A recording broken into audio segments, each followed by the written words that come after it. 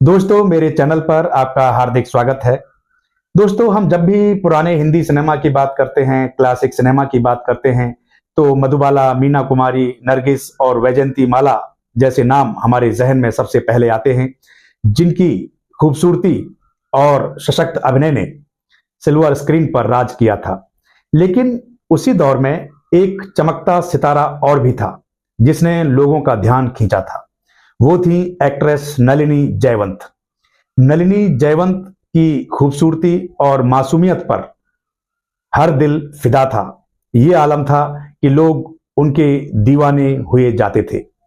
नलिनी जयवंत महज 14 साल की थी जब उन्होंने फिल्मी दुनिया में कदम रखा। फिल्मी दुनिया में उनकी एंट्री करने का जो किस्सा है वो भी बड़ा दिलचस्प है। हुआ यूं कि एक्ट्रेस नूतन की बर्थडे पार्टी में नेशनल स्टूडियो के मालिक चिमन भाई देसाई ने 14 साल की लड़की नलिनी को देखा था और उन्हें वो पहली नजर में पसंद आ गई थी। चिमन भाई उन दिनों राधिका नाम की एक फिल्म बनाने की तैयारी कर रहे थे और पहली नजर में उन्होंने नलिनी को अपनी फिल्म की नायिका राधिका चुन लिया था। और इस बारे में जब चिमन भाई देसाई ने नलिनी जयवंत जी के पिताजी से बात की तो उन्होंने ये कहकर इनकार कर दिया कि अभी नलिनी की उम्र छोटी है, महज 14 साल की है, वो फिल्मों में उसे नहीं भेज सकते। लेकिन चिमन भाई देसाई ने हार नहीं मानी। उनकी लगन रंग लाई और नलिनी जयवंत के जो पिता थे उन्हें मानना पड़ा, उन्हें हामी भरनी पड़ी और इस तरह नलिनी जयवंत बन गई चिमन भाई देसाई की फिल्म की नायिका राधिका। इस फिल्म को वीरेंद्र देसाई डायरेक्ट कर रहे थे। मुझे लगता है जो रिश्ते में चिमन भाई देसाई के रिश्तेदार ही थे, बेटे होंगे या भतीजे होंगे, तो वो इस फिल्म को डायरेक्ट कर रहे थे। और इस फिल्म के बनते बनते वीरेंद्र देसाई नलिनी जयवंत को अपना दिल दे बैठे और जब ये फिल्म बनकर रिलीज हुई तो नलिनी जयवंत की खूबसूरती और उनके अभिनय की काफी तारीफ हुई थी। और एक वक्त ऐसा आया फिल्म की रिलीज के बाद जब वीरेंद्र देसाई ने नलिनी जयवंत को प्रपोज किया। कहते हैं कि इश्क की कोई उम्र नहीं होती। हालांकि वीरेंद्र देसाई नलिनी जयवंत से उम्र में काफी बड़े थे, काफी अंतर था उम्र का, लेकिन वो नलिनी जयवंत को दिल दे बैठे थे और नलिनी जयवंत भी उनकी तरफ काफी आकर्षित थी और दोनों ने शादी कर ली।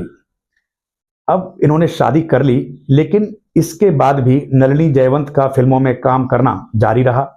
नलिनी जयवंत गुजराती और मराठी फिल्मों में लगातार काम करती रही, एक्टिंग करती रही।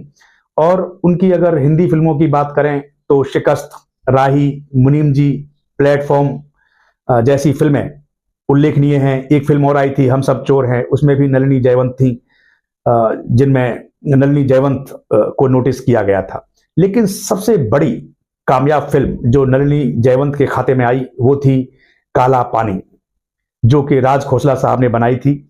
और इस फिल्म में देवानंद और मधुबाला मुख्य भूमिकाओं में थे।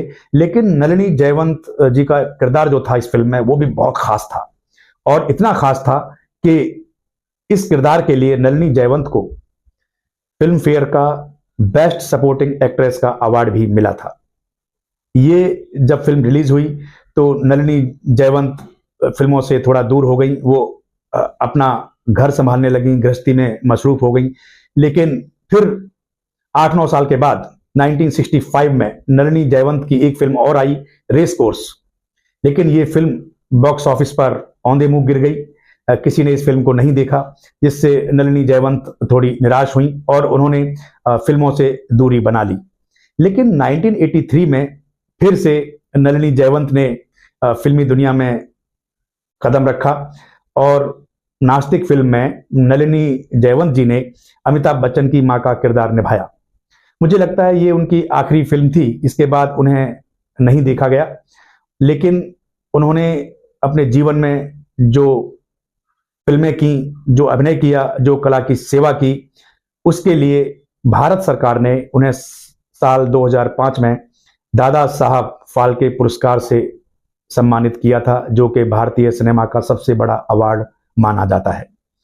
तो ये तो सिद्ध होता है कि नलिनी जयवंत जितनी खूबसूरत थी, दिखने में जितनी मासूम दिखती थी, नजर आती थी, वो उतनी ही बेहतरीन अदाकारा थी। दोस्तों, 22 दिसंबर 2010 को 85 साल की उम्र में नलिनी जयवंत जी का निधन हो गया और एक एक्ट्रेस का जो अध्याय था वो भारतीय सिनेमा की पुस्तक में उस अध्याय का अंत हुआ। लेकिन दोस्तों, ऐसा भी कहा जाता है, जहां नलिनी जयवंत जी की डेड बॉडी पड़ी हुई थी इस बंगले में, वो बंगला बाहर से लॉक्ड था। तो कुछ मीडिया वालों ने ये भी खबर उड़ाई थी कि नलिनी जयवंत की जो मौत हुई है वो रहस्यमयी मौत है। हालांकि बाद में छानबीन की गई तो पता चला कि उनकी डेथ नेचुरल थी। ये था मेरा वीडियो गुजरे जमाने की खूबसूरत फिल्म एक्ट्रेस नलिनी जयवंत के बारे में। उम्मीद करता हूं आपको अच्छा लगा होगा। आज के लिए बस इतना ही। स्टे सेफ, टेक केयर, जय हिंद, वंदे मातरम।